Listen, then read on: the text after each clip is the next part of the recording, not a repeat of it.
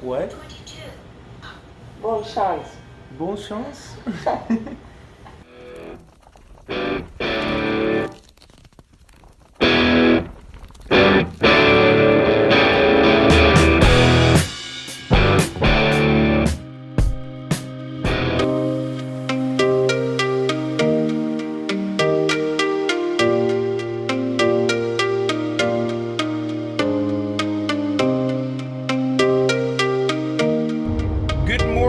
From sunny Miami, Florida. The date is December 14th, and yes, I am wearing a short sleeve. It's 79 degrees out, and one of the few items I love in Florida is the weather during the winter, because during the summer it's all rain and hurricanes. We are heading to the Hard Rock again, this time for a $360 tournament. It has 100,000 guaranteed. It's Moneymaker's road to the PSPC. First place will receive a package worth of $30,000. It's the Platinum Pass. It's gonna be held in Barcelona. See if we can get this package. 30-minute drive, and we are here.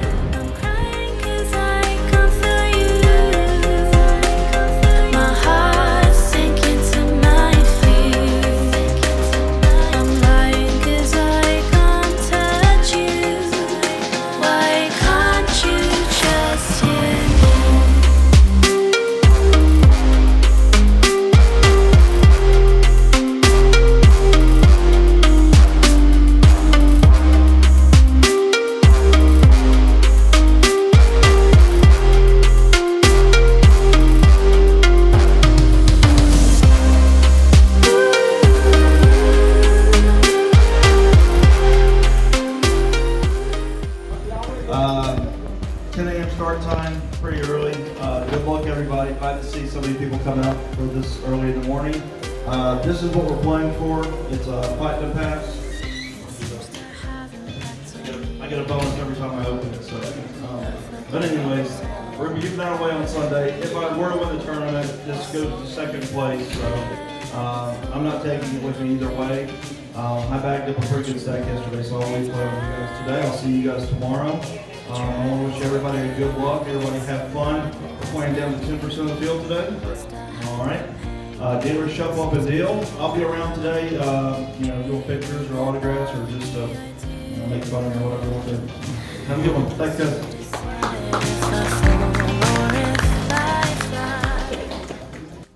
Hey guys, this is Pavlos Kasalouris, aka Kasspav, and welcome to another poker vlog. Hopefully by now you have subscribed to the channel and turned on the notifications. And by the end of this video, why not click that like button? If you have watched the previous episodes, you pretty much saw that I presented every hand that I played. So this time we're gonna try something new and present just a few selected hands. We start the tournament with 20,000 in chips, and blind levels are 30 minutes. On the first level, 100 and 100, we pick up Ace-5 of diamonds and we open the low jack to 300. The button and the big blind call. The flop comes Jack 10-3 with 2 diamonds, and I decide to c-bet 600. Only the button calls, and the turn is the king of diamonds. And I would try to be a little bit tricky, and I went for the check raise. So I did check. The opponent bets 1200. I raise it to 3500 and he quickly folds. On this hand, the blinds now are 100, 200, 200. We're down to 18,000 after we lost a couple small pots. And we are on the small blind with the king 3 with the king of diamonds. 4 limpers in front of us, so we decide to complete, getting such good pot odds. And the big blind checks. The flop comes Queen 2-8 with 2 diamonds, and obviously we are done with the hand, but it checks through. The turn is quite interesting, is the 3 of diamonds giving us a pair and the flush draw to the king. But still it's not too strong to bet, so I check. The big blind bets out 1,000.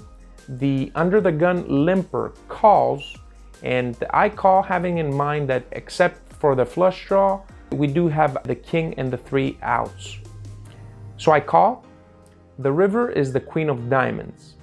And in game, I thought that there is a quite big possibility that somebody has a queen and that he would check it. So I decided to bet it out to 2.6 thousand.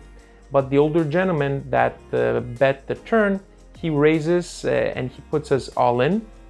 The initial limpo folds, and now we have a decision to make.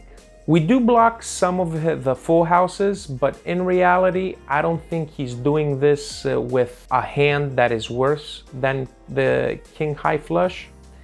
He either has the ace of diamonds or he has a full house. I really do not believe that he was capable of bluffing. Plus, let's not forget the rule, don't get broke on a limped pot. So I did fold. Further down the game, we did discuss with this player. He told me he is colorblind, and that's when I asked him, oh, so you didn't see that there was a flush on the board? But he told me that he had Queen 8 for the full house, which makes a lot of sense. With a stack of 13,600, we opened the low jack with King Jack offsuit, the cutoff, and the big blind call. The flop comes 8, 3, 4 with 2 diamonds. And having no diamond in our hand, I decided to check, and it checks through. The turn is the jack of diamonds. So again, we have a decision here if we want to bet it. I decided to go a little bit to pot control, so I did check, and the cutoff bets 1,800, which is kind of big bet. So the big blind folds, and I do just call. The river is the 5 of spades. And again, I decide to check call. I check, but our opponent checks back, and he shows a set of 8s. So that saved us some chips. So far, nothing has worked. We are down to 12,300. The blinds are now 200, 300, 300. And we pick up kings from under the gun +1.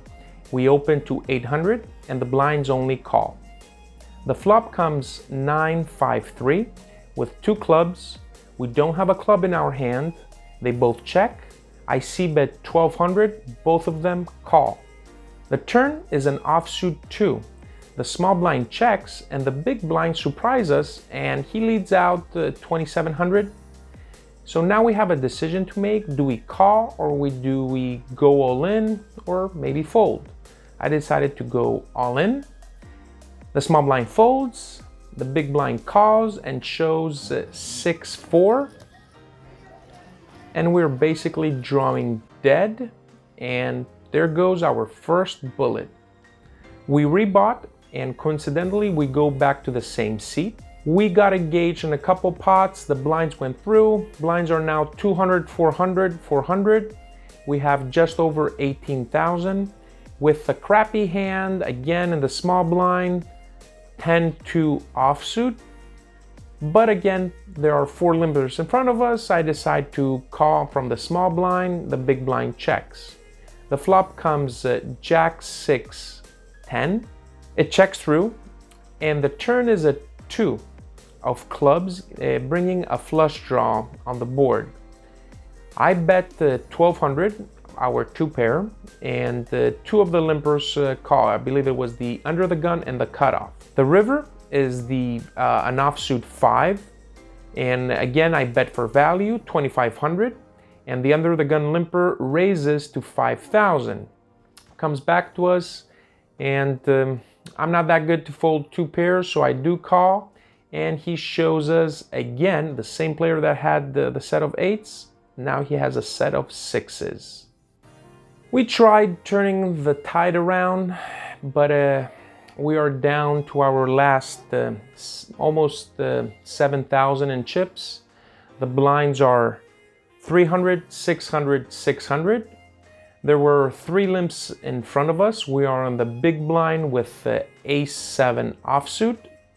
I decide to shove there with the hopes that everybody's gonna fold, but we did get called by ace-10, and he sends us once again to the rail. So usually in these smaller tournaments, if I can rebuy and have at least over 20-25 big blinds, I will do so. So I did give myself one more bullet, and we are back with 20,000 in chips, and the blind level is still 300, 600, 600. So on this hand, we have 19,000, plus 1 opens to 1.7 thousand, and I decide to call with a pair of 4s from the hijack position. The big blind also calls, and we go to a pretty nice flop of queen 4-2, rainbow. But unfortunately, both of them check, so I check behind, slow playing my hand. The turn is the jack of spades, and now the initial raiser bets 2.5 thousand. I raise it to 6,000, and he basically thinks a little bit and he calls. The river is another queen, giving us the full house, and he checks. I decide to polarize my range there and I shove, but unfortunately he folds. Next hand, we have about 22,000. The blinds are 400, 800, 800, and we open kind of light from under the gun with 4s. The cutoff 3 bets to 3.5 thousand. It comes back to us, and I pretty much did not know what to think about his bet, so I just call. The flop comes queen, queen 8, rainbow. I check. He bets quite large of 5.5 thousand. I looked at him. I thought that he was not that strong, so I did shove. He thinks a little bit, he folds, telling us that he does not think that we have a queen. I said, "You are right, I do not have a queen." I show him my pair of 4s, and we take down that pot. A couple rounds later, we have just over 20,000. The blinds are 500, 1,000, 1,000. We are on the big blind with a pair of 8s. Big stack hijack opens to 3.5 thousand. The small blind, another big stack, calls, and I don't see us do anything else here but shove. But surprisingly, both of them call. They check it down. The board is king, 10-10, 5-2. The initial raiser shows queen, jack offsuit. The small blind shows 9-7 suited, and we are good, and we triple up. And we have now a pretty decent stat of over 60 big blinds. So a couple hands after, with a stack of 62,000, we are on the cutoff with jacks. The under the gun player, who is the same opponent that we were up against with our pair of 4s, and the same opponent that had the queen jack offsuit hand, opens to 4,000. I didn't want to 3-bet this hand because we would be put in a very difficult position with 60 blinds if he 4-bet. So I decided to call and keep his entire range in. Let's not forget, he raised the big pre-flop compared to his usual raise, and that, to my eyes, I think that is a big ace type of hand, maybe king queen, maybe 9s plus. So I did decide to just call. The button shoves 14,000, and our opponent quickly calls. That to me said that it was not a hand as strong as aces or kings. I think that he would take a little bit more to think if he needs to re-raise, go all in, but instead of that, he quickly calls. So now we have the green light to back raise all in. I do so. He goes into the tank. I wasn't sure what to wish for, so he did call with the ace queen offsuit. The button had kings. but still the sidebot was almost 100,000. Unfortunately, the board runs queen, queen, 8, king, and blank river, and we are sent to the rail. FYI, this player with the ace queen, he did reach the final table and he got second, I believe. And that tells you that if you bust me from the tournament, probably you're gonna go on the top 3. So this brings us to the end of the episode. As always, don't forget to subscribe, turn on the notifications, and hit that like button.